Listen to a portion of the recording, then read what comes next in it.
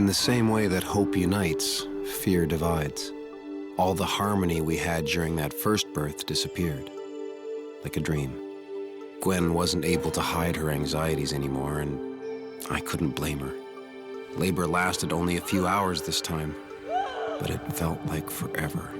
A sense of dread hung in the air, growing heavier with every awful sound coming from Amy. And when the second baby came out, there was no relief at all. It's a boy, I think. That baby only brought to life all our worst fears. In a form so shocking, I actually felt nauseous.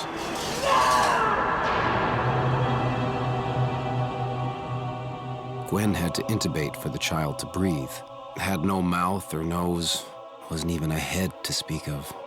Just a sack of flesh, exposed organs, and you could hardly call it human.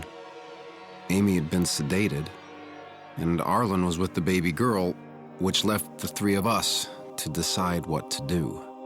It won't make it. A child like this, it goes straight into ICU.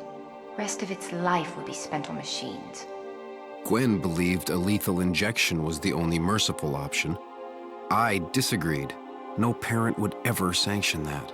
But Gwen insisted keeping the child alive without technology would require constant supervision, and even then...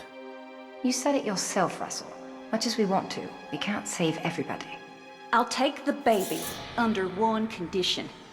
That Amy and Arlen don't know it lived. It was a strange request, but Joan knew Amy better than anyone. Knew she wasn't equipped to deal with this child, not to mention Arlen. But it was more than nobility. Joan always wanted a family of her own. Someone to take care of, to protect. With Amy and Arlen off to make a new life for themselves, Joan saw that child as a blessing, not a curse. Before the fall, it would have been illegal to do what we did. But without laws, we just did what felt right. That was really the only guideline that mattered anymore. Amy and Arlen were spared the burden of that second child. And the public, we spared them yet another thing to fear. At least until we learned what was causing all those mutations. Joan thanked us for everything we did for Amy and Arlen. And for her. We didn't plan to leave together, Gwen and I. It just happened. We'd been through so much together in such a short time. Had I known the truth, how tangled up our lives would be, I would have parted ways right there in Amarillo.